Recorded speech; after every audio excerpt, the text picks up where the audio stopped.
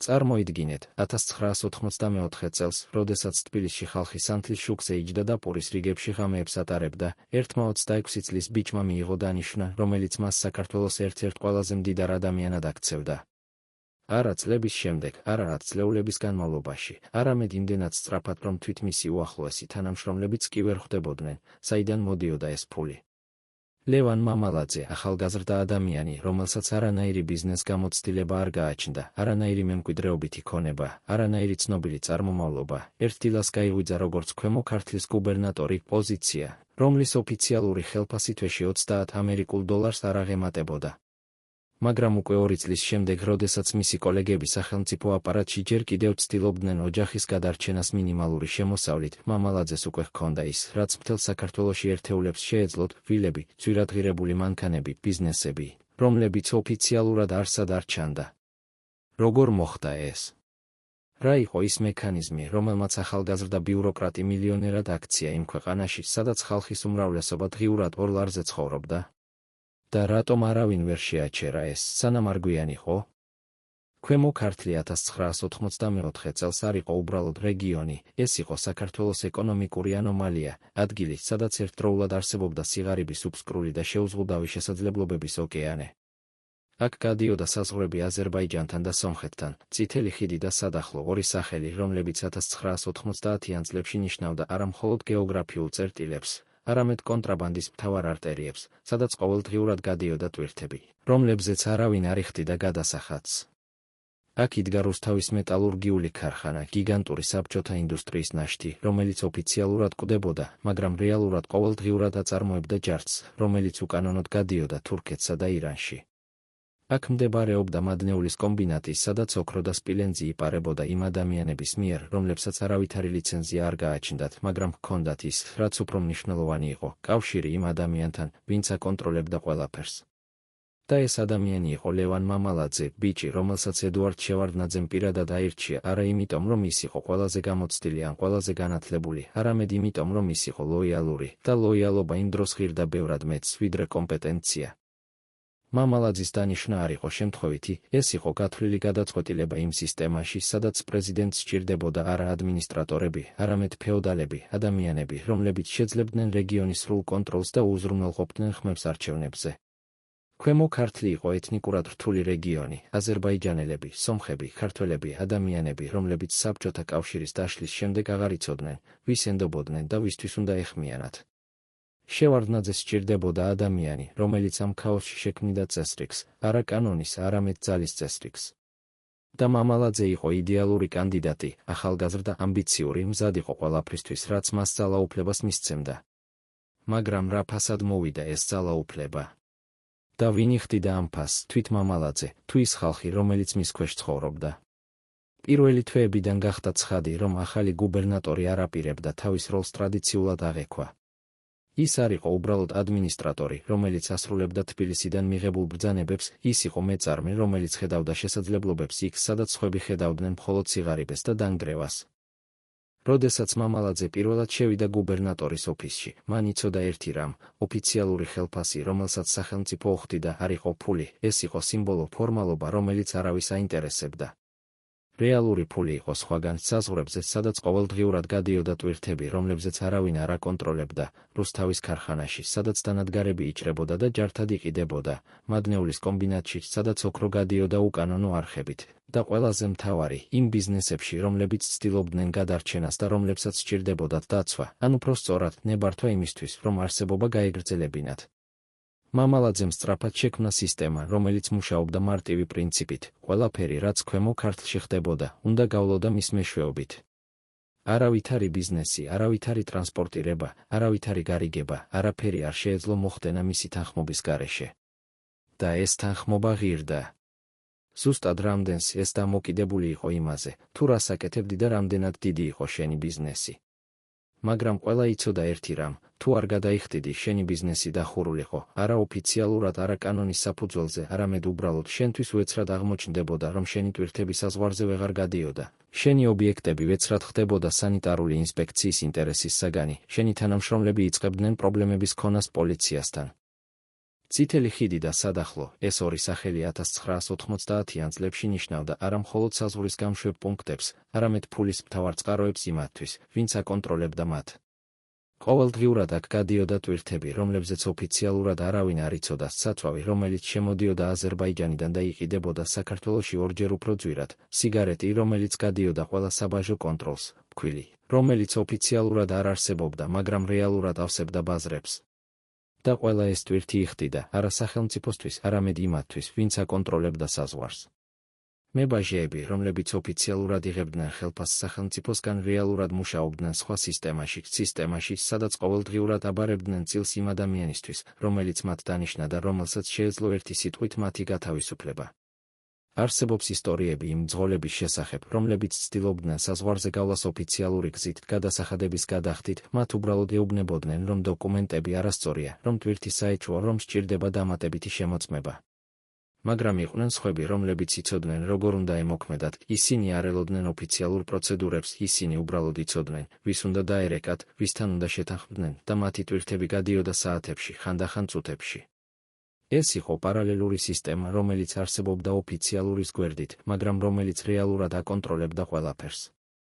რუსთავის მეტალურგიული ქარხანა იყო საბჭოთა ინდუსტრიის სიმბოლო, გიგანტური კომპლექსი, რომელიც 1990-იან წლებში ოფიციალურად კვდებოდა, მაგრამ რეალურად აგრძელებდა მუშაობას სრულიად სხვა რეჟიმში. ქარხანა აღარ აწარმოებდა მეტალს, ის აწარმოებდა ჯარდს. დანადგარები, რომლებიც ოდესღაც აწარმოებდა ფოლადს, ახლა თვითონ იყო საქონელი, ისინი იჭრებოდა, იფუთებოდა და გადიოდა საზღვარგარეთ, ძირითადად თურქეთსა და ირანში, სადაც ჯართის ბაზარი იყო უზარმაზარი. ოფიციალურად ეს იყო კრიმინალი, ქარხნის დაშლა და გაყიდვა იყო დანაშაული. მაგრამ რეალურად არავინ არ აჩერებდა ამას, რადგან ყველა, ვინც უნდა შეეჩერებინა, თვითონ იყო ჩართული ამ ბიზნესში. არსებობს ისტორიები იმ მუშების შესახებ, რომლებიც დილით მოდიოდნენ ქარხანაში და ხედავდნენ, როგორ იჭრებოდა ის დანადგარები, რომლებზეც ისინი 10 წლეულების განმავლობაში მუშაობდნენ და ვერაფერს აკეთებდნენ, რადგან იცოდნენ, რომ ეს ხდებოდა იმ ადამიანების ბრძანებით, რომლებსაც ჰქონდათ ძალაუფლება. ჯართის ბიზნესი იყო უზარმაზარი, ზოგიერთი შეფასებით, მხოლოდ რუსთავის ქარხნიდან გასული ჯართის ღირებულება აღწევდა ათეულობით მილიონ დოლარს. და ეს ფული არ მიდიოდა სახელმწიფო ბიუჯეტში, ის მიდიოდა იმ ადამიანების ჯიბეში, რომლებიც აკონტროლებდნენ ამ პროცესს. მამალაძე არ იყო პირდაპირ ჩართული ამ ოპერაციებში, მას არ სჭირდებოდა პირადად ყოფნა ქარხანაში ან ჯართის ტრანსპორტირების ორგანიზება. მას ჰქონდა უფრო მარტივი როლი, ის უბრალოდ იღებდა წილს იმისთვის, რომ არაფერი ხელს არ შეუშლიდა ამ ბიზნესს. მაგრამ ყველაზე საინტერესო იყო არა ის, თუ როგორ მუშაობდა ეს სისტემა, არამედ ის, თუ როგორ ამართლებდა მამალაძე თავის თავს და როგორ ამართლებდა მას შევარდნაძე. პრეზიდენტისთვის მამალაძე იყო არა კორუმპირებული ჩინოვნიკი, არამედ ეფექტური მენეჯერი, ადამიანი, რომელიც უზრუნველყოფდა სტაბილურობას რთულ რეგიონში. და ეს სტაბილურობა გამოიხატებოდა ერთ მთავარ ციფრში, არჩევნების შედეგებში. ქვემო ქართლი ყოველთვის აძლევდა შევარდნაძეს და მის პარტიას, მოქალაქეთა კავშირს 90-95%-იან მხარდაჭერას, ციფრი, რომელიც სხვა რეგიონებში წარმოუდგენელი იყო. როგორ მიიღწეოდა ეს? არსებობდა რამდენიმე მეთოდი. პირველი იყო კარუსელები, ადამიანები, რომლებიც ხმას აძლევდნენ რამდენჯერმე სხვადასხვა უბანზე. მეორე იყო დაშინება, ადამიანები, რომლებიც იცოდნენ, რომ თუ არ მისცემდნენ ხმას სწორ კანდიდატს, მათ ექნებოდათ პრობლემები. მესამე იყო უბრალოდ გაყალბება, ბიულეტენები, რომლებიც ივსებოდა წინასწარ, პროტოკოლები, რომლებიც ითვლებოდა ბოლო წუთებში. მაგრამ ყველაზე ეფექტური იყო მეოთხე მეთოდი, ფული. მამალაძე იცოდა, რომ ღარიბ რეგიონში ხალხი მზად იყო ხმა მიეცა იმისთვის, ვისაც შეეძლო რაიმე შეთავაზება, სამუშაო დახმარება, დაპირება. და მას ჰქონდა რესურსები ამისთვის, არა სახელმწიფო რესურსები, არამედ პირადი, ის ფული, რომელიც მოდიოდა საზღვრებიდან, ქარხნებიდან, ბიზნესებიდან. ამ გზით იქმნებოდა იდეალური სისტემა, მამალაძე იღებდა ფულს კორუფციული სქემებიდან, ხარჯავდა ნაწილს არჩევნების მოსაგებად, აძლევდა შევარდნაძეს იმ შედეგებს, რაც მას სჭირდებოდა და სანაცვლოდ იღებდა სრულ დაუშჩელობას, უფლებას, გაეგრძელებინა ის, რასაც აკეთებდა. 1995-დან 1920-მდე ეს იყო მამალაძის ოქროს ხანა, პერიოდი, როდესაც მისი ძალაუფლება იყო აბსოლუტური და მისი გამდიდრება იყო ექსპონენციალური. ყოველი წელი მატებდა მის ქონებას, ვილები, რომლებიც აშენდა თბილისში და ქვემო ქართლში, მანქანები, რომლებიც ითვლებოდა ყოველწლიურად უფრო ძვირად ღირებულებით, ბიზნესები, რომლებიც ოფიციალურად ეკუთვნოდა სხვა ადამიანებს, მაგრამ რეალურად მუშაობდა მისთვის. მაგრამ ყველაზე საინტერესო იყო არა თვითონ ქონება, არამედ ის კონტრასტი, რომელიც არსებობდა მის ცხოვრებასა და იმ ადამიანების ცხოვრებას შორის, რომლებიც მის გარშემო იყვნენ. სანამ ქვემო ქართლის მოსახლეობა ცხოვრობდა უშუქოდ, უგაზოდ, უწყლოდ, სანამ ხალხი იდგა პურის რიგებში და ცდილობდა გადარჩენას დღიურად ორლარზე, მამალაძე აშენებდა სასახლეებს, დადიოდა ძვირადღირებული ჯიპების ესკორტით და ატარებდა ცხოვრების წესს, რომელიც უფრო შეეფერებოდა ოლიგარქს, ვიდრე სახელმწიფო მოხელეს. არსებობს ისტორიები იმ ადამიანების შესახებ, რომლებიც მუშაობდნენ მასთან და ხედავდნენ ამ კონტრასტს ყოველდღიურად, როგორ მოდიოდა მამალაძე ოფისში ძვირადღირებულ კოსტიუმში, როგორ საუბრობდა ტელეფონით ბიზნეს გარიგებებზე, რომლებიც ღირდა ათეულობით $1000, სანამ მისი თანამშრომლები ცდილობდნენ გაერკვიათ, როგორ გადაეხადათ კომუნალური გადასახადები. მაგრამ არავინ არ საუბრობდა ამაზე ხმამაღლა, რადგან ყველა იცოდა, რომ კითხვები საშიში იყო. 1921 წელს მოხდა რაღაც, რამაც პირველად შეარყია მამალაძის დაუსჯელობის შეგრძნება, სახელმწიფოში გამოჩნდა ახალი ფიგურა, ახალგაზრდა იურისტი, რომელიც არ ეშინოდა საუბრისა იმაზე, რაზეც სხვები ჩუმობდნენ. მიხეილ სააკაშვილი, რომელიც იმ დროს იყო იუსტიციის მინისტრი, გადაწყვიტა, რომ კორუფციის წინააღმდეგ ბრძოლა უნდა დაწყებულიყო არა აბსტრაქტული განცხადებებით, არამედ კონკრეტული მაგალითებით და მამალაძე იყო იდეალური მაგალითი. სააკაშვილმა დაიწყო საჯაროდ საუბარი იმაზე, რაზეც ყველა იცოდა, მაგრამ არავინ არ ბედავდა ხმამაღლა თქმას, როგორ შეეძლო ახალგაზრდა გუბერნატორს, რომლის ოფიციალური ხელფასი იყო $30 თვეში, ჰქონოდა ვილები, რომლებიც ღირდა ასობით $1000. საიდან მოდიოდა ეს ფული? მთავრობის სხდომებზე სააკაშვილი პირდაპირ აფრიალებდა მამალაძის აშენებული სასახლეების ფოტოებს და კითხულობდა, საიდან ამ ბიჭს ეს ქონება? ეს იყო პირველი ჯერი, როდესაც ვინმე ღიად ეჭქვეშ აყენებდა მამალაძის სიმდიდრის წყაროს და ეს იყო პირველი ჯერი, როდესაც მამალაძემ იგრძნო, რომ მისი დაუსჯელობა შეიძლება არ იყოს მარადიული. მაგრამ სააკაშვილი იყო მარტო, მთავრობის უმრავლესობა, რომელიც თვითონ იყო ჩართული მსგავს სქემებში, არ აპირებდა მხარი დაეჭირა მისთვის. შევარდნაძე ჩუმობდა, რადგან მამალაძე იყო მისი ადამიანი, რომელიც უზრუნველყოფდა ხმებს, სტაბილურობას, კონტროლს რთულ რეგიონში. და სანამ ეს ასე იყო, პრეზიდენტი არ აპირებდა მის გაწირვას. მაგრამ სააკაშვილის კითხვები დარჩა ჰაერში და ისინი დაიწყეს ვრცელდებოდნენ. ხალხი, რომელიც 10 წლეულების განმავლობაში ჩუმად უყურებდა მამალაძის გამდიდრებას, ახლა დაიწყო ხმამაღლა საუბარი. როგორ შეეძლო ერთ ადამიანს, რომელსაც არანაირი ბიზნეს გამოცდილება არ გააჩნდა, რომელიც არასოდეს არ ყოფილა მეწარმე, რომელიც მთელი თავისი კარიერა გაატარა სახელმწიფო სამსახურში, ჰქონოდა ქონება, რომელიც აღემატებოდა მთელი რეგიონის ბიუჯეტს? პასუხი იყო ცხადი ყველასთვის, ვინც უნდოდა ხედვა, მაგრამ ოფიციალურად არავინ არ ბედავდა ამის თქმას, რადგან ოფიციალურად ამას სჭირდებოდა მტკიცებულებები, დოკუმენტები, გამოძიება. და ვინ აპირებდა გამოძიების დაწყებას იმ ადამიანის წინააღმდეგ, რომელსაც ჰქონდა პრეზიდენტის მხარდაჭერა? ვინ აპირებდა რისკავდა საკუთარ კარიერას, შესაძლოა საკუთარ სიცოცხლეს, იმისთვის, რომ გამოეძია ის, რაც ყველამ იცოდა? ამიტომ სააკაშვილის კითხვები დარჩა უპასუხოდ, არა იმიტომ, რომ პასუხი არ არსებობდა, არამედ იმიტომ, რომ არავინ არ აპირებდა მის გაცემას. 1923 წელს, როდესაც საქართველო ემზადებოდა კიდევ ერთ საპარლამენტო არჩევნებს, ქვემო ქართლში მოხდა რაღაც, რაც ოფიციალურად არასოდეს დაფიქსირებულა, მაგრამ რომლის შესახებაც საუბრობდნენ ყველა, ვინც იმ დღეებში იქ იმყოფებოდა. გვიან საღამოს, როდესაც მარნეულის ცენტრალურ მოედანზე უკვე არავინ იყო, გუბერნატორის ადმინისტრაციის შენობაში შევიდა ადამიანი, რომლის ვინაობა დღემდე რჩება დაფარული, არა იმიტომ, რომ არავინ იცის, ვინ იყო ის, არამედ იმიტომ, რომ ყველა ვინც იცის, ეშინია საუბრისა. ეს ადამიანი არ იყო ჩვეულებრივი ვიზიტორი, მას არ დაურეგისტრირებიათ შესვლა, არ დაუტოვებია სახელი რეცეფციაზე, არ დაუნახავს არც ერთმა თანამშრომელმა, გარდა იმ ორი უშიშროების თანამშრომლისა, რომლებიც იდგნენ მამალაძის კაბინეტის კართან. არსებობდა უხილავისია 10-12 ადამიანის სახელები, რომლებსაც ჰქონდათ უფლება შესულიყვნენ გუბერნატორთან ნებისმიერ დროს, ყოველგვარი ფორმალობის გარეშე და რომელთა ვიზიტები არასოდეს ფიქსირდებოდა არც ერთ ჟურნალში.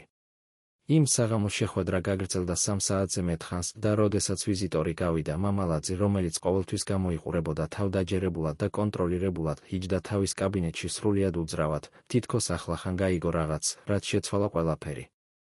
მცველები, რომლებიც იმ ღამეს მორიგეობდნენ, მოგვიანებით ყვებოდნენ, რომ მამალაძე არ გასულა კაბინეტიდან გამთენიამდე, უბრალოდ იჯდა და უყურებდა ფანჯარას, სადაც ჩანდა ჩაბნელებული მარნეული ქალაქი, რომელსაც ის აკონტროლებდა, მაგრამ რომელიც ახლა შესაძლოა აღარ იყო მისი. რა თქვა იმ ვიზიტორმა? რა იყო ის ინფორმაცია, რომელმაც შეძრა ადამიანი, რომელიც 10 წლეულების განმავლობაში არაფრისა და არავისგან არ შეშინებულა. დღემდე არავინ არ იცის ზუსტად, მაგრამ ის, რაც მოხდა შემდეგ, აჩვენებს, რომ იმ ღამეს მამალაძემ გაიგო რაღაც, რაც აიძულებდა მას დაეწყო მზადება არა გამარჯვებისთვის, არამედ გადარჩენისთვის. მომდევნო კვირებში მამალაძის ქცევა შეიცვალა, არა დრამატულად, არა ისე, რომ გარედან შესამჩნევი ყოფილიყო, მაგრამ მისი ახლოწრე ამჩნევდა დეტალებს, რომლებიც ადრე არასოდეს ყოფილა. ის დაიწყო შეხვედრების გადადება, ზოგიერთი ვიზიტის გაუქმება, ზოგიერთი ადამიანის თავიდან აცილება, რომლებთანაც ადრე ყოველდღიურად ხვდებოდა. მისი მძღოლი, რომელიც მასთან იყო 6 წლის განმავლობაში, მოგვიანებით ყვებოდა, რომ მამალაძე დაიწყო მარშრუტების ხშირი ცვლილება, აღარ დადიოდა ერთი და იმავე გზით, აღარ ჩერდებოდა იმ ადგილებში, სადაც ადრე რეგულარულად ჩერდებოდა, აღარ ხვდებოდა იმ ადამიანებს, რომლებთანაც ადრე ყოველკვირეულად ხვდებოდა. ეს იყო პარანოიის პირველი ნიშნები, არა კლინიკური პარანოია, არამედ რაციონალური შიში იმისა, რომ სისტემა, რომელიც მას იცავდა, შეიძლება აღარ იყოს საიმედო.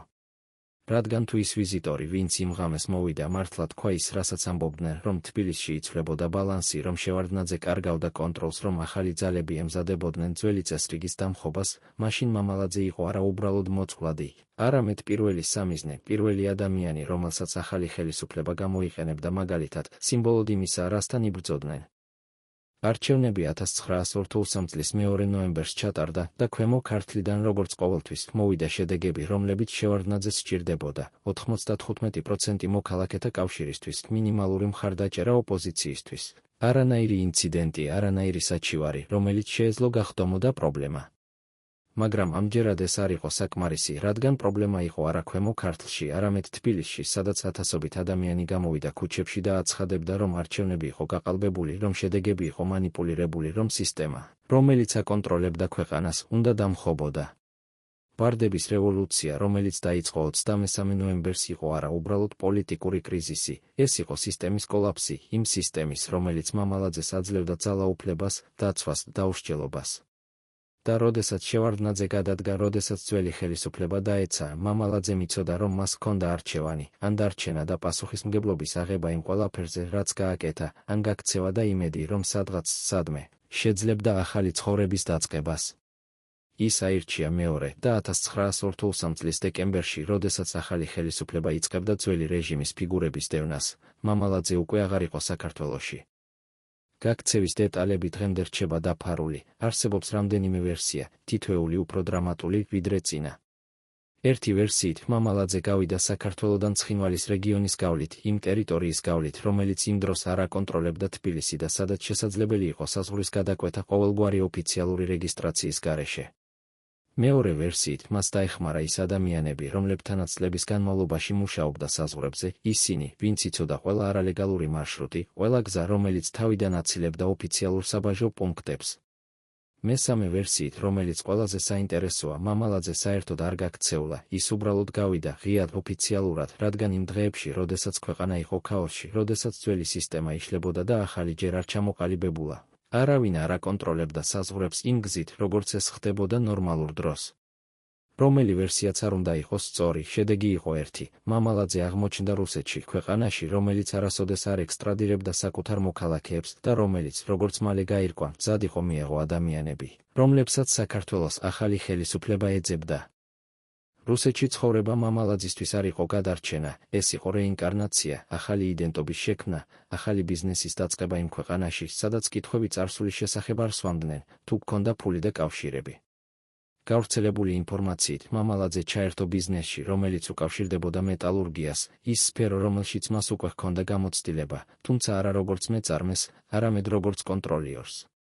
მოგვიანებით, როდესაც უკრაინაში დაიწყო კონფლიქტი და დონბასი გახდა სეპარატისტული რეგიონი, გამოჩნდა ინფორმაცია, რომ მამალაძე იყო ჩართული ბიზნეს ოპერაციებში იქ, არა პოლიტიკურად, არა როგორც იდეოლოგი, არამედ როგორც ადამიანი, რომელიც იცოდა, როგორ უნდა მუშაობა ქაოსურ ტერიტორიებზე, სადაც ოფიციალური კანონები არ მოქმედებდა და სადაც რეალური ძალაუფლება ეკუთვნოდა იმ ადამიანებს, რომლებსაც ჰქონდათ კავშირები და რესურსები.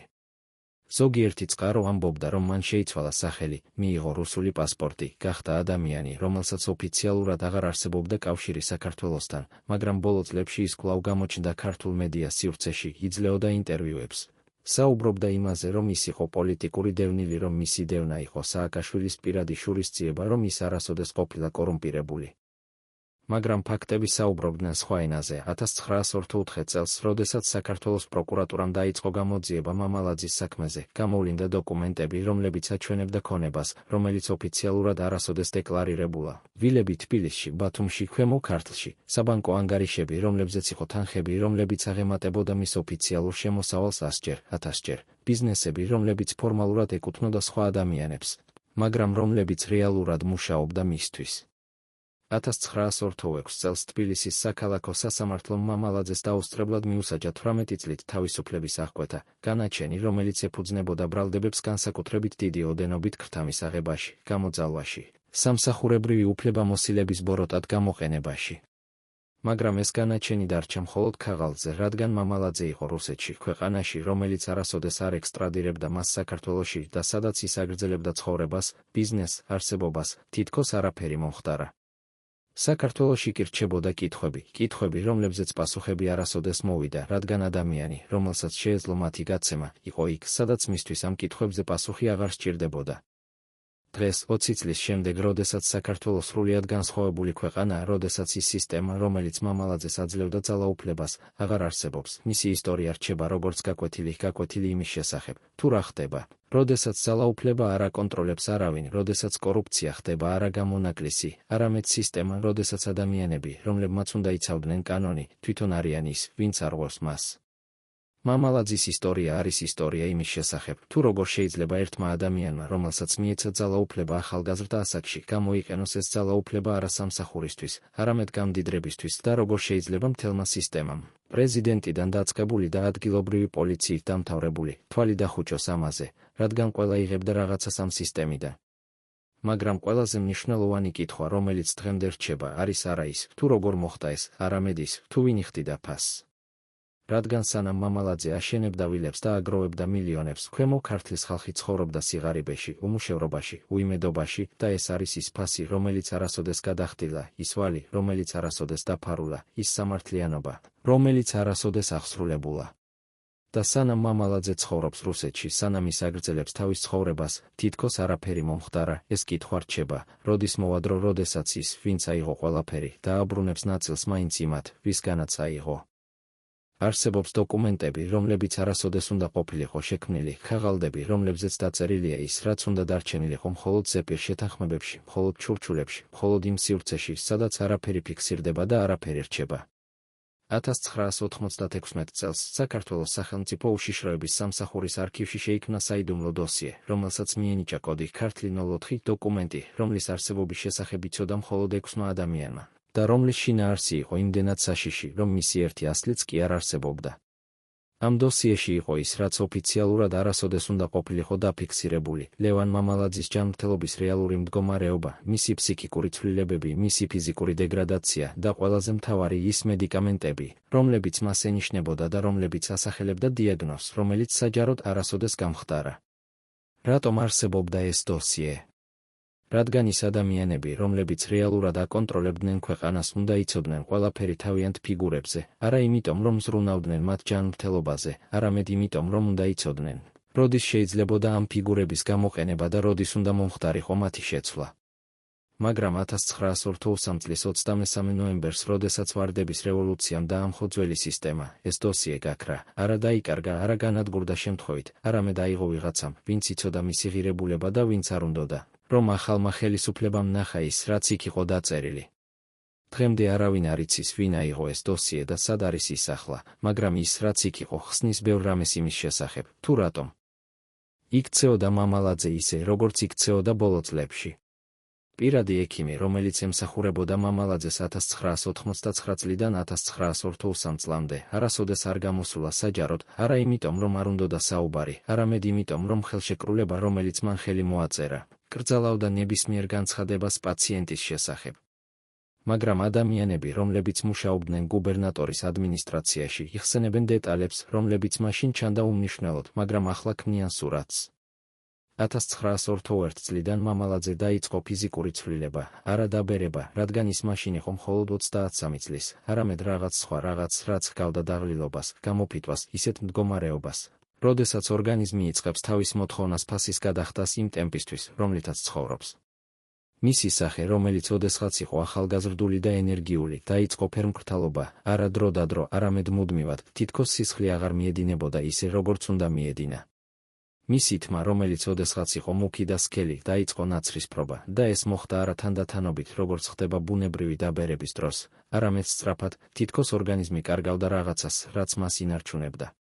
მისი ხელები, რომლებიც ოდესღაც იყო მყარი და თავდაჯერებული, დაიწყო მსუბუქი კანკალი, არა ყოველთვის, არა ისე, რომ გარედან შესამჩნევი ყოფილიყო, მაგრამ ის ადამიანები, რომლებიც ახლოს იყვნენ, ამჩნევდნენ, როგორ ცდილობდა ის დამალვა ამ კანკალის, როგორ აკავებდა ხელებს მაგიდაზე, როგორ თავიდან აცილებდა ჟესტებს, რომლებიც გამოავლენდა მის მდგომარეობას. წილი, ის პირველი რამ იყო, რაც დაკარგა. 1921 წლიდან მამალაძე იწყებდა მუშაობას გვიან ღამით და აგრძელებდა გამთენიამდე, არა იმიტომ, რომ ჰქონდა ბევრი საქმე, არამედ იმიტომ, რომ ვეღარ ეძინა.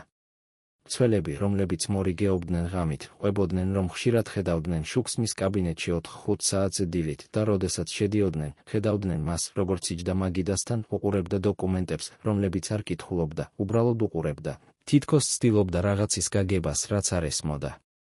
ექიმი, რომელიც მას ემსახურებოდა, ენიშნებოდა მედიკამენტები, პირველი იყო მსუბუქი დამამშვიდებლები, შემდეგ უფრო ძლიერი, შემდეგ ისეთი, რომლებიც ჩვეულებრივ ინიშნება მხოლოდ მძიმე ფსიქიკური აშლილობების დროს.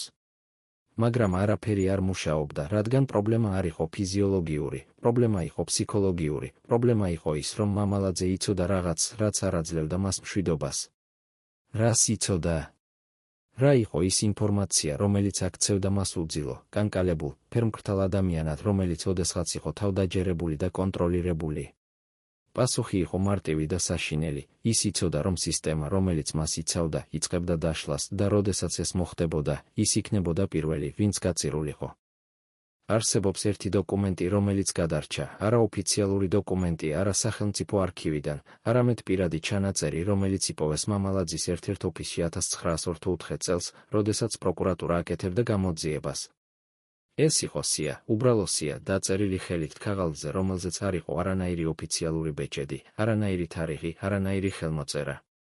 მაგრამ ეს სია შეიცავდა 30 სახელს, სახელებს იმ ადამიანებისა, რომლებიც იყვნენ ჩართულები მამალაძის ბიზნეს ოპერაციებში, იმ ადამიანებისა, რომლებიც იცოდნენ ყველაფერი იმის შესახებ, თუ საიდან მოდიოდა ფული, როგორ ნაწილდებოდა, ვის რამდენი ეღებოდა. და ამ სიაში თითოეული სახელის გვერდით იყო ციფრი, არა თანხა, არა პროცენტი, არამედ უბრალოდ ციფრი, რომელიც, როგორც მოგვიანებით გაირკვა, ნიშნავდა რიგითობას, პრიორიტეტს, იმ თანმიმდევრობას, რომლითაც ეს ადამიანები უნდა მოგვარებულიყვნენ, თუ რაიმე პრობლემა წარმოიშვებოდა. ეს სია იყო არა უბრალოდ ჩანაწერი, ეს იყო გეგმა იმისა, თუ როგორ უნდა მომხდარიყო თვითდაცვა, თუ სისტემა დაიშლებოდა. და ის, რომ ეს სია არსებობდა, ნიშნავდა ერთს. მამალაძე იცოდა, რომ დრო მოვიდოდა, როდესაც მას მოუწევდა არჩევანი, ან გაეწირა სხვები, ან გაწირულიყო თვითონ. 1922 წელს მოხდა ინციდენტი, რომელიც არასოდეს გახდა საჯარო, მაგრამ რომელმაც შეცვალა ყველაფერი. ერთ-ერთი ბიზნესმენი, რომელიც მუშაობდა მამალაძესთან და რომელიც იხდიდა რეგულარულ წილს გუბერნატორისთვის, უეცრად გადაწყვიტა შეწყვიტა ეს გადახდები, არა იმიტომ, რომ აღარ ჰქონდა ფული, არამედ იმიტომ, რომ გაიგო რაღაც, რამაც აიძულა იფიქრა, რომ მამალაძის დაცვა აღარ იყო საიმედო. რა გაიგო მან? არავინ არ იცის ზუსტად, მაგრამ ის, რაც მოხდა შემდეგ, აჩვენებს, რომ მამალაძის რეაქცია იყო არა ძალის გამოყენება, როგორც ეს ადრე მოხდებოდა, არამედ მოლაპარაკება, შეთავაზება, თითქმით ხოვნა. ეს იყო პირველი ჯერი, როდესაც მამალაძე გამოიყურებოდა, არა როგორც ძალაუფლების მქონე ადამიანი, არამედ როგორც ადამიანი, რომელიც ცდილობდა შეენარჩუნებინა ის, რაც ჰქონდა. და ეს ცვლილება არ დარჩა შეუმჩნეველი, სხვა ბიზნესმენები, სხვა ადამიანები, რომლებიც იხდიდნენ წილს, დაიწყეს ფიქრი იმაზე, თუ რა ხდებოდა რეალურად. თუ მამალაძე კარგავდა თავდაჯერებულობას, თუ ის იწყებდა მოლაპარაკებას იმათთან, ვინც ადრე უბრალოდ ემორჩილებოდა, ეს ნიშნავდა ერთს, სისტემა სუსტდებოდა და როდესაც სისტემა სუსტდება, ყველა იწყებს ფიქრს საკუთარ გადარჩენაზე. პარანოია, ეს სიტყვა ხშირად გამოიყენება არასწორად, გამოიყენება იმ ადამიანების აღსაწერად, რომლებიც ხედავენ საფრთხეებს იქ, სადაც არაფერია. მაგრამ მამალაძის შემთხვევაში პარანოია იყო არა ილუზია, ეს იყო რაციონალური შეფასება რეალობისა, რომელიც რეალურად იყო საშიში. 1922 წლიდან მამალაძე დაიწყო ქცევა, რომელიც მისი ახლოწრისთვის ჩანდა უცნაურად. ის აღარ ხვდებოდა ადამიანებს თავის ოფისში, ხვდებოდა ნეიტრალურ ადგილებში, სადაც არავინ არ იცოდა, რომ ის იქ იქნებოდა. ის აღარ იყენებდა ერთ და იმავე მანქანას, ყოველდღიურად იცვლებოდა მანქანა, ძღოლი, მარშრუტი. ის აღარ ენდობოდა ტელეფონს, მნიშვნელოვანი საუბრები მხოლოდ პირადად, მხოლოდ იმ ადამიანებთან, რომლებსაც იცნობდა წლების განმავლობაში. ის დაიწყო შემოწმება თავისი ახლო თანამშრომლების, არაოფიციალურად არა ისე რომ ისინი იცოდნენ, მაგრამ ის იყენებდა ადამიანებს, რომლებიც აკვირდებოდნენ, ისმენდნენ, აცნობდნენ იმას, თუ ვინ რას საუბრობდა, ვისთან ხვდებოდა, რას აკეთებდა მაშინ, როდესაც ფიქრობდა, რომ არავინ არ უყურებდა. ეს იყო კლასიკური პარანოის სიმპტომები, მაგრამ ეს იყო აგრეთვე კლასიკური სიმპტომები იმისა, რომ ადამიანი იცის რაღაც, რაც სხვები არ იციან და ცდილობს გადარჩენას იმ სამყაროში, სადაც ყველა შეიძლება იყოს მტერი. არსებობს ერთი ისტორია, რომელიც არასოდეს დადასტურებულა, მაგრამ რომელსაც ყვებიან ბევრი ადამიანი, რომლებიც იმ დროს მუშაობდნენ გუბერნატორის ადმინისტრაციაში. 1983 წლის დასაწყისში, რამდენიმე თვით ადრე ვარდების რევოლუციამდე, მამალაძემ ჩაატარა საიდუმლო შეხვედრა თავის ყველაზე ახლო 5 ადამიანებთან, რომლებიც იცოდნენ ყველაფერი მისი ბიზნესის შესახებ, ყველაფერი მისი ქონების შესახებ, ყველაფერი იმის შესახებ, თუ როგორ მუშაობდა სისტემა. ამ შეხვედრაზე, რომელიც გაგრძელდა მთელი ღამე, მამალაძემ თქვა მათთვის რაღაც, რაც აიძულებდა მათ გაეგოთ, რომ დრო იცვლებოდა. მან უთხრა მათ, რომ თუ რაიმე მოხდებოდა, თუ სისტემა დაიშლებოდა, თუ ახალი ხელისუფლება მოვიდოდა, მათ უნდა ყოფილიყვნენ მზად არა იმისთვის, რომ დაეცვათ ის, არამედ იმისთვის, რომ დაეცვათ საკუთარი თავი. მან უთხრა მათ, რომ ის ჰქონდა გეგმა იმისა, თუ როგორ უნდა მომხდარიყო ქონების დამალვა, დოკუმენტების განადგურება, კავშირების გაწყვეტა და რომ ყველა მათგანს ჰქონდა როლი ამ გეგმაში. მაგრამ ყველაზე საინტერესო იყო ის, რაც მან თქვა ბოლოს, თუ მეწავალ, თქვენ უნდა იცოდეთ, რომ არავინ არ მოვა თქვენს დასახმარებლად, თქვენ უნდა გადაარჩინოთ საკუთარი თავი და ამისთვის თქვენ უნდა იცოდეთ, როდის უნდა ილაპარაკოთ და როდის უნდა ჩუმად იყოთ. ეს იყო არა მუქარა, ეს იყო ინსტრუქცია იმისა, თუ როგორ უნდა მომხდარიყო გადარჩენა იმ სამყაროში, რომელიც მალე მოვიდოდა. 1983 წლის 2 ნოემბერს, როდესაც ჩატარდა არჩევნები, რომლებიც გახდა ვარდების რევოლუციის დასაწყისი, მამალაძე იყო ქვემო ქართლში, არა თბილისში, სადაც ხდებოდა მთავარი მოვლენები, არამედ თავის რეგიონში, იქ, სადაც ის აკონტროლებდა ყველაფერს.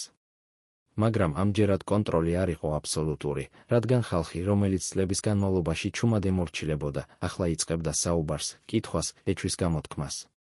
საარჩევნო უბნებზე, სადაც ადრე ყველაფერი მიმდინარეობდა გეგმის მიხედვით, ახლა იყვნენ დამკვირვებლები, ჟურნალისტები, ადამიანები, რომლებიც აღარ ეშინოდათ. და როდესაც შედეგები გამოვიდა 95% მოქალაქეთა კავშირისთვის, ეს აღარ ჩანდა როგორც გამარჯვება, არამედ როგორც მტკიცებულება იმისა, რომ რაღაც არ იყო სწორი. თბილისში ხალხი გამოვიდა ქუჩებში და ამჯერად ეს არ იყო მცირე ჯგუფი აქტივისტების, ეს იყო ათასობით ადამიანი, რომლებიც ამბობდნენ ერთსა და იმავეს. საკმარისია, მამალაძე უყურებდა ამას ტელევიზორით და პირველად თავის ცხოვრებაში იგრძნო, რომ ის, რაც ხდებოდა, აღარ იყო მისი კონტროლის ქვეშ. 23 ნოემბერს, როდესაც დემონსტრანტები შევიდნენ პარლამენტში და შევარდნაძემ გადადგა, მამალაძე იყო თავის ოფისში მარნეულში და ის, რაც მოხდა იმ საათებში, აჩვენებს, თუ როგორ მუშაობდა მისი გონება იმ მომენტში. მან არ დარეკა შევარდნაძეს, არცადა დახმარების თხოვნა, არცადა გაგება იმისა, თუ რა ხდებოდა რეალურად. ის დარეკა იმ 5 ადამიანს, რომლებთანაც ჰქონდა საიდუმლო შეხვედრა რამდენიმე თვის წინ და უთხრა მათ ერთი სიტყვა, იწყება, ეს იყო კოდი იმისა, რომ გეგმა, რომელიც მათ ჰქონდათ, უნდა დაწყებულიყო. და ეს გეგმა იყო მარტივი, დოკუმენტების განადგურება, ქონების გადაფორმება, კავშირების გაწყვეტა, კვალების დამალვა. მომდევნო 48 საათის განმავლობაში, სანამ მამალაძე დატოვებდა საქართველოს, მოხდა რაღაც, რაც მოგვიანებით გახდა გამოძიების მთავარი პრობლემა. ათეულობით დოკუმენტი გაქრა, ასობით გვერდი, რომლებზეც იყო ხელმოწერები, ციფრები, შეთანხმებები, ყველაფერი, რაც შეეძლო ყოფილიყო მტკიცებულება იმისა, თუ როგორ მუშაობდა სისტემა. არსებობს ვერსია, რომ ეს დოკუმენტები არ განადგურდა, რომ ისინი აიღო ვიღაცამ, ვინც იცოდა მათი ღირებულება და რომ ისინი დღემდე არსებობს სადღაც, როგორც დაზღვევა, როგორც გარანტია იმისა, რომ თუ ვინმე ცდილობს ლაპარაკს, ეს დოკუმენტები გამოჩნდება და გააჩუმებს მას. მაგრამ ყველაზე საინტერესო არის არა ის, რაც გაქრა, არამედ ის, რაც დარჩა, რადგან ის, რაც დარჩა, ყვება ისტორიას, რომელიც უფრო საშიშია, ვიდრე ის, რაც განადგურდა. 1984 წელს, როდესაც პროკურატურა აკეთებდა გამოძიებას, იპოვეს ერთი დოკუმენტი, რომელიც არ უნდა ყოფილიყო დარჩენილი, საბანკო ანგარიში, რომელიც იყო გახსნილი ოფშორულ ზონაში და რომელზეც იყო თანხა, რომელიც აღემატებოდა $2 მილიონ. ეს ანგარიში იყო გახსნილი 1989 წელს, იმ დროს, როდესაც მამალაძე იყო გუბერნატორი მხოლოდ 5 წლის განმავლობაში. როგორ შეეძლო ადამიანს, რომლის ოფიციალური ხელფასი იყო $30 თვეში, ჰქონოდა $2 მილიონი საბანკო ანგარიშზე. პასუხი იყო ცხადი, მაგრამ მტკიცებულება იყო არასაკმარისი, რადგან ანგარიში იყო ოფორმებული არა მამალაძის სახელზე, არამედ კომპანიის სახელზე, რომელიც ოფიციალურად ეკუთვნოდა სხვა ადამიანს, რომელიც მოგვიანებით თქვა, რომ ის იყო მხოლოდ ნომინალური მფლობელი და რომ არ იცოდა, ვინ რეალურად აკონტროლებდა ამ ანგარიშს. მაგრამ ფინანსური ექსპერტები, რომლებმაც გაანალიზეს ამ ანგარიშის ტრანზაქციები, იპოვეს რაღაც საინტერესო თანხები, რომლებიც შემოდიოდა ამ ანგარიშზე, მოდიოდა სწორედ იმ პერიოდებში, როდესაც ქვემო ქართლში ხდებოდა მსხვილი ბიზნეს ოპერაციები, რუსთავის ქარხნიდან ჯართის გაყიდვა, საზღვრებზე მსხვილი ტვირთების გავლა, მადნეულის კომბინატიდან ოქროს უკანონო ექსპორტი. ეს არ იყო შემთხვევითი კორელაცია, ეს იყო სისტემა, რომელიც მუშაობდა წლების განმავლობაში და რომელიც აქცევდა ძალაუფლებას ფულად. დღეს 20 წლის შემდეგ, როდესაც მამალაძე ცხოვრობს რუსეთში და აგრძელებს თავის ცხოვრებას, თითქოს არაფერი მომხდარა, რჩება ერთი კითხვა, რომელზეც არავინ არ პასუხობს: ვინ იყო რეალური ბენეფიციარი ამ ყველაფრისა? რადგან მამალაძე, რომელიც იყო ახალგაზრდა და გამოუცდელი, როდესაც დაინიშნა გუბერნატორად, ვერ შექმნიდა ამ სისტემას მარტო, მას სჭირდებოდა მენტორები, მფარველები, ადამიანები, რომლებიც ასწავლიდნენ მას, როგორ უნდა მუშაობა, როგორ უნდა ქონების დამალვა, როგორ უნდა კავშირების შენარჩუნება. და ეს ადამიანები არ იყვნენ უბრალოდ მისი თანამშრომლები, ისინი იყვნენ ის, ვინც რეალურად აკონტროლებდა სისტემას, ვინც იღებდა ყველაზე დიდ წილს, ვინც იყო ჩრდილში და რომლებიც დღემდე არ გამოვლენილან. 1983 წლის შემდეგ, როდესაც შევარდნაძე დაეცა და მისი სისტემა დაიშალა, ერთი ადამიანი მიიღო ყველაფერი, არა მამალაძე, რომელიც გაიქცა, არამედ სხვა ადამიანი, რომელიც იყო ჩრდილში, მაგრამ რომელიც ახლა გამოვიდა შუქზე და გახდა ერთ-ერთი ყველაზე გავლენიანი ფიგურა ახალ სისტემაში. ვინ იყო ეს ადამიანი? როგორ შეძლო მან გადარჩენა იმ დროს, როდესაც სხვები ვარდებოდნენ? და რატომ არავინ არ საუბრობს მასზე დღემდე? ეს კითხვები რჩება და სანამ ისინი უპასუხოდ რჩება, მამალაძის ისტორია არის არადასრულებული ისტორია, არამედ ისტორია, რომელიც აგრძელებს თავის არსებობას ჩრდილში, იქ, სადაც ჭეშმარიტება ყოველთვის რჩება დამალული. 1983 წლის 24 ნოემბერს, როდესაც თბილისის ქუჩებში ჯერ კიდევ ისმოდა ვარდების რევოლუციის ხმაური, ქვემო ქართლის საზღვარზე, წითელ ხიდთან მოხდა რაღაც, რაც არასოდეს დაფიქსირებულა არც ერთ ოფიციალურ დოკუმენტში. გვიან საღამოს, როდესაც მებაჟეები უკვე ტოვებდნენ თავიანთ პოსტებს, გაურკვეველი იყო, ვინ აკონტროლებდა საზღვარს და ვინ პასუხისმგებელი იყო იმაზე, თუ ვინ გადიოდა და ვინ შემოდიოდა. ერთმა მანქანამ, შავმა ჯიპმა, რომელსაც არ ჰქონდა სახელმწიფო ნომრები, გაიარა საბაჟო პუნქტი ისე, თითქოს ბარიერი საერთოდ არ არსებობდა. მძღოლი არ გაჩერებულა, არ წარმოუდგენია დოკუმენტები, არ უპასუხია არც ერთ კითხვას, უბრალოდ გაიარა და ის ორი მებაჟე, რომლებიც იმ მომენტში იდგნენ პოსტზე, უბრალოდ უყურებდნენ, როგორ ქრებოდა მანქანა ღამის სიბნელეში. მოგვიანებით, როდესაც მათ ჰკითხეს, რატომ არ შეაჩერეს ეს მანქანა, ერთ-ერთმა მათგანმა თქვა, რას ვაკეთებდით? ვინ იყო იქ, ჩვენ არ ვიცოდით. მაგრამ ვიცოდით ერთი, ვინც იყო იმ მანქანაში, არ უნდა შეგვეჩერებინა. ეს იყო ბოლო ღამე, როდესაც ლევან მამალაძე იმყოფებოდა საქართველოს ტერიტორიაზე და ის, რაც მოხდა იმ ღამეს, რჩება ერთ-ერთ ყველაზე დიდ საიდუმლოდ იმ ეპოქის ისტორიაში. არსებობს ვერსია, რომ მანქანაში იყო არა მხოლოდ მამალაძე, არამედ სხვა ადამიანები, რომლებიც ასევე ტოვებდნენ ქვეყანას, ადამიანები, რომლებიც იცოდნენ, რომ დარჩენა ნიშნავდა პასუხისმგებლობას, ციხეს, შესაძლოა უარესს. მაგრამ ვინ იყვნენ ისინი? და რატომ არავინ არ ცდილობდა მათ შეჩერებას, თუ ყველამ იცოდა, რომ ისინი გაქცეულან? პასუხი იყო მარტივი და საშინელი. იმ ღამეს, როდესაც ძველი სისტემა იშლებოდა და ახალი ჯერ არ ჩამოყალიბებულა, არსებობდა ვაკუუმი ძალაუფლებისა, ვაკუუმი კონტროლისა, ვაკუუმი იმისა, თუ ვინ გადაწყვეტდა, რა იყო სწორი და რა არასწორი. და ამ ვაკუუმში ადამიანები, რომლებსაც ჰქონდათ ფული, კავშირები, გამოცდილება იმისა, თუ როგორ უნდა მუშაობა ქაოსში, შეეძლოთ გაკეთება ის, რაც ნორმალურ დროს შეუძლებელი იქნებოდა. მამალაძე იცოდა ეს და ის იყენებდა ამ ცოდნას არა პირველად, არამედ ბოლო ჯერზე, ბოლო შანსად იმისა, რომ გადაერჩინა არა მხოლოდ საკუთარი თავი, არამედ ის ყველაფერი, რაც მას ჰქონდა, ფული, რომელიც იყო დამალული ოფშორულ ანგარიშებზე, ქონება, რომელიც იყო გადაფორმებული სხვა ადამიანების სახელებზე, კავშირები, რომლებიც შეეძლოთ მისი დაცვა იმ ახალ სამყაროში, სადაც ის აპირებდა ცხოვრებას. მაგრამ ყველაზე მნიშვნელოვანი იყო არა ის, რაც ის იღებდა თავის თავთან, არამედ ის, რასაც ის ტოვებდა უკან, დოკუმენტები, რომლებიც განადგურდა, ადამიანები, რომლებმაც იცოდნენ ძალიან ბევრი და რომლებიც ახლა რჩებოდნენ მარტო კითხვები, რომლებზეც არასოდეს იქნებოდა პასუხი. რუსეთში პირველი თვეები იყო არა დასვენება, ეს იყო გადარჩენა, ყოველდღიური ბრძოლა იმისთვის, რომ შენარჩუნებულიყო ის, რაც ჰქონდა და შექმნილიყო ახალი იდენტობა, ახალი ცხოვრება, ახალი ისტორია. მამალაძე იცოდა, რომ საქართველოს ახალი ხელისუფლება ეძებდა მას, არა მხოლოდ იმიტომ, რომ ის იყო კორუმპირებული ჩინოვნიკი, არამედ იმიტომ, რომ ის იყო სიმბოლო იმ სისტემისა, რომელიც უნდა დამხობოდა.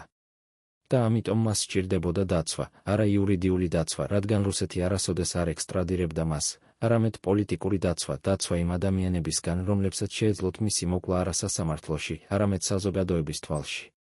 ის დაიწყო ინტერვიუების მიცემა, არა დაუყოვნებლივ, არამედ თანდათანობით, ფრთხილად, ისე რომ ყოველი სიტყვა იყო გათვლილი.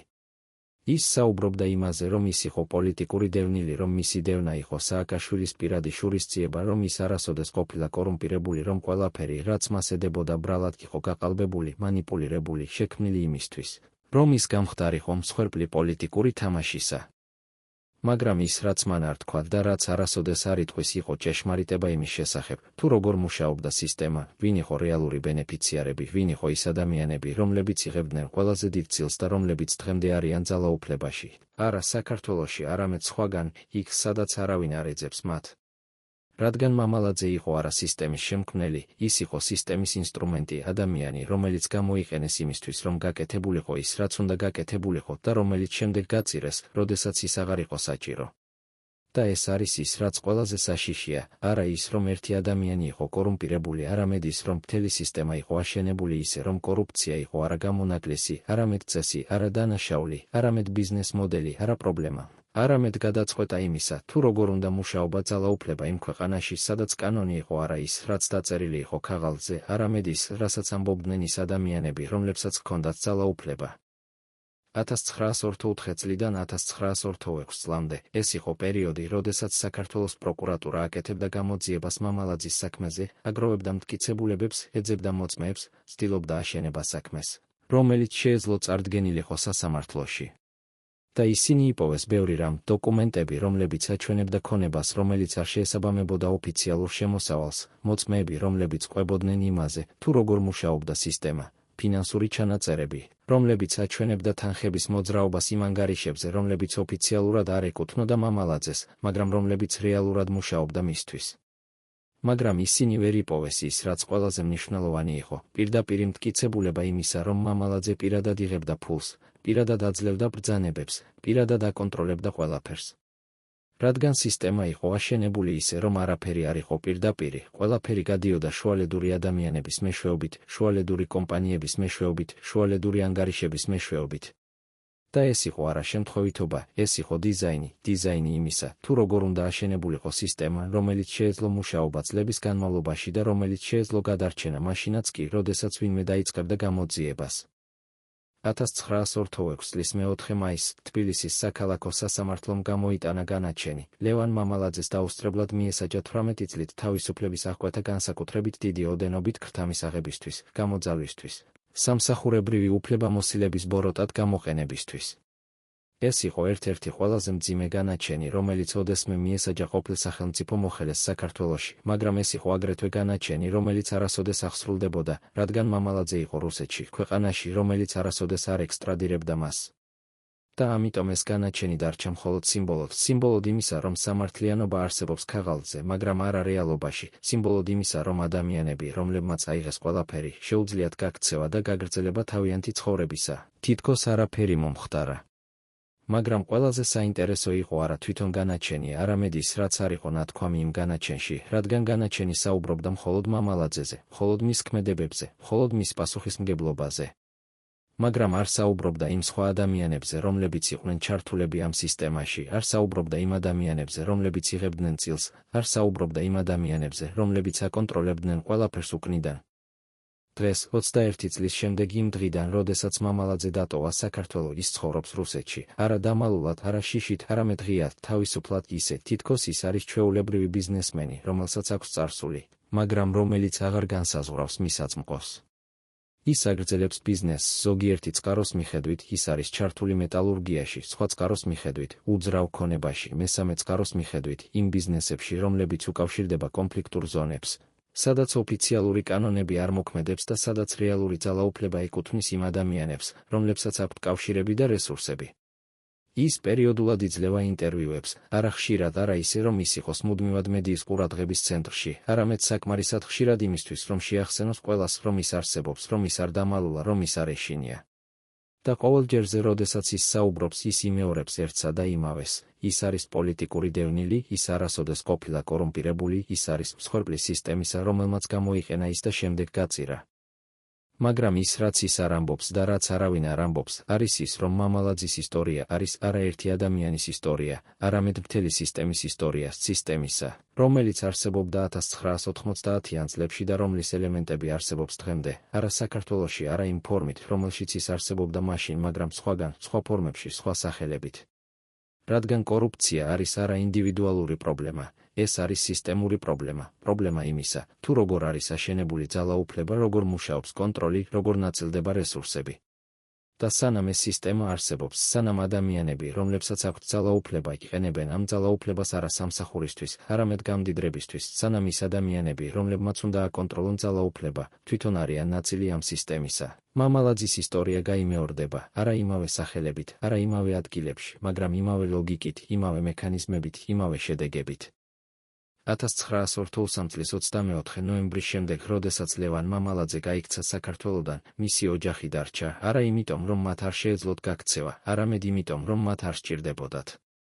ისინი არ იყვნენ ბრალდებულები, ისინი არ იყვნენ დევნილები, ისინი იყვნენ უბრალოდ ოჯახი, რომელიც დარჩა იმ ქონებით, რომელიც ოფიციალურად ეკუთვნოდა მათ, ვილები, ბიზნესები, ანგარიშები, რომლებიც იყო გადაფორმებული მათ სახელებზე წლების წინ, სწორედ ამ შემთხვევისთვის. ახალი ხელისუფლება ცდილობდა ამ ქონების ჩამორთმევას, მაგრამ იურიდიულად ეს იყო რთული, რადგან ქონება იყო ოფორმებული კანონიერად, დოკუმენტები იყო სწორი და დამტკიცება იმისა, რომ ეს ქონება რეალურად ეკუთვნოდა მამალაძეს, მოითხოვდა მტკიცებულებებს, რომლებიც არ არსებობდა. ამიტომ ოჯახმა შეინარჩუნა ნაწილი იმისა, რაც ჰქონდა, არა ყველაფერი, მაგრამ საკმარისი იმისთვის, რომ გაეგრძელებინა ცხოვრება იმ დონეზე, რომელიც ბევრად აღემატებოდა საშუალო ქართველის ცხოვრების დონეს. ის ადამიანები, რომლებიც მუშაობდნენ მამალაძესთან, რომლებიც იყვნენ ნაწილი მისი სისტემისა, გაიყვნენ ორ ჯგუფად, ზოგიერთი მათგანი დაიჭირეს, დასაჯეს, გაწირეს როგორც მსხვერპლი იმ სისტემისა, რომელიც უნდა დამხობოდა, ისინი მიიღეს ციხის სასჯელები, დაკარგეს ყველაფერი, რაც ჰქონდათ, გახდნენ მაგალითი იმისა, თუ რა ხდება მათთან, ვინც ერევა კორუფციაში. მაგრამ სხვები, ის ადამიანები, რომლებიც იყვნენ უფრო ჭკვიანები, უფრო ფრთხილები, უფრო კარგად დაკავშირებულები, გადარჩნენ. ისინი შეიცვალნენ, მოერგნენ ახალ რეალობას, იპოვეს ახალი როლები ახალ სისტემაში. ზოგიერთი მათგანი გახდა ბიზნესმენი, ზოგიერთი პოლიტიკოსი, ზოგიერთი კონსულტანტი, რომელიც ასწავლიდა სხვებს იმას, რასაც თვითონ ისწავლა წლების განმავლობაში. და ყველაზე საინტერესო არის ის, რომ ზოგიერთი მათგანი დღეს არის უფრო წარმატებული, უფრო მდიდარი, უფრო გავლენიანი, ვიდრე იყო მაშინ, როდესაც მუშაობდა მამალაძესთან. ქვემო ქართლი, რეგიონი, რომელიც იყო მამალაძის ფეოდალური სამფლობელო, შეიცვალა, მაგრამ არა იმდენად, რამდენადაც ბევრმა იმედოვნა. ახალი გუბერნატორები მოვიდნენ და წავიდნენ, ახალი რეფორმები გამოცხადდა და დაივიწყა, ახალი დაპირებები გაკეთდა და არ შესრულდა.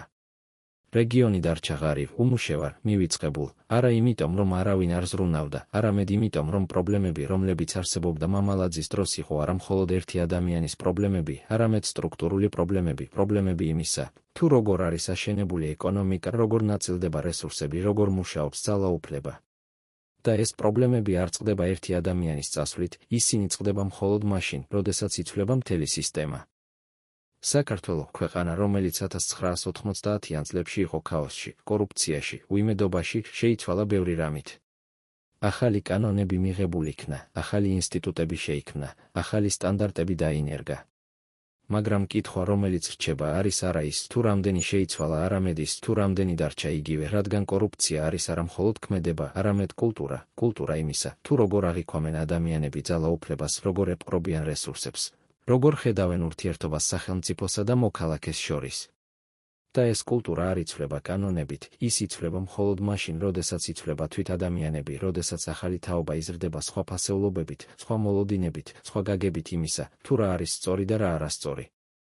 მაგრამ მთავარი კითხვა, რომელიც დღემდე რჩება უპასუხოდ, არის არა ის, თუ როგორ გახდა ლევან მამალაძე მდიდარი, ეს ჩვენ ვიცით, ან მაინც ვიცით საკმარისად იმისთვის, რომ გავიგოთ მექანიზმები.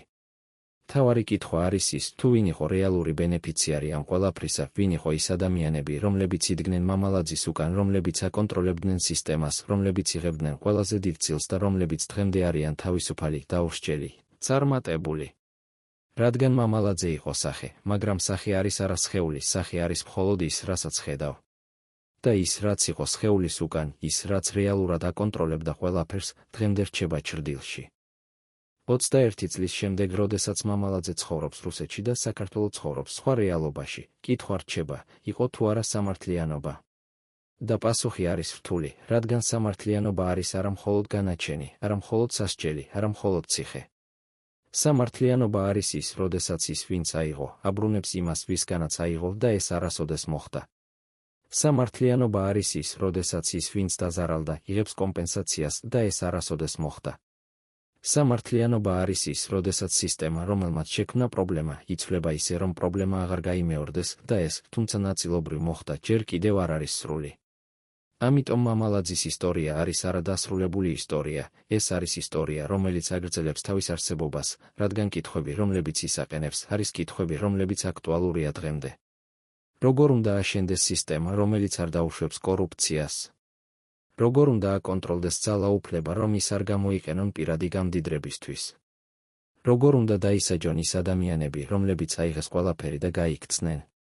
და ყველაზე მთავარი, როგორ უნდა შეიცვალოს კულტურა, რომელიც აძლევს ადამიანებს შესაძლებლობას იფიქრონ, რომ ძალაუფლება არის არა პასუხისმგებლობა, არამედ შესაძლებლობა. ეს კითხვები რჩება და სანამ ისინი რჩება უპასუხოდ, მამალაძის ისტორია არის არა წარსულის ისტორია, არამედ გაფრთხილება მომავლისთვის. გაფრთხილება იმისა, თუ რა ხდება, როდესაც ძალაუფლება კარგავს კონტროლს, როდესაც სისტემა ემსახურება არა ხალხს, არამედ იმ ადამიანებს, რომლებსაც აქვთ ძალაუფლება. და ეს გაფრთხილება უნდა გაიგონა არა მხოლოდ საქართველომ, არამედ ყველა ქვეყანამ, სადაც ძალაუფლება არის კონცენტრირებული, სადაც კონტროლი არის სუსტი, სადაც კორუფცია არის არა გამონაკლისი, არამედ ნორმა. მაგრამ ბოლო კითხვა, რომელიც რჩება და რომელზეც არავინ არ პასუხობს, არის ის, ვინ იყო ის ადამიანი, რომელიც მოვიდა მამალაძესთან იმ ღამეს 1923 წლის დასაწყისში და უთხრა მას რაღაცს, რამაც შეცვალა ყველაფერი. რა იყო ის ინფორმაცია, რომელმაც აიძულა მამალაძე დაეწყო მზადება გაქცევისთვის? და ყველაზე მთავარი, სად არის ის დოსიე, კოდით ქართლი 04, რომელიც გაქრა ვარდების რევოლუციის დღეებში და რომელიც შეიცავს ჭეშმარიტებას იმის შესახებ, თუ რა რეალურად ხდებოდა იმ წლებში? ვინ აიღო ეს დოსიე? სად არის ის ახლა? და რატომ არავინ არ ეძებს მას? ეს კითხვები რჩება ჰაერში და სანამ ისინი რჩება უპასუხოდ, ჭეშმარიტება რჩება დამალული, სამართლიანობა რჩება არასრული და ისტორია რჩება დაუსრულებელი.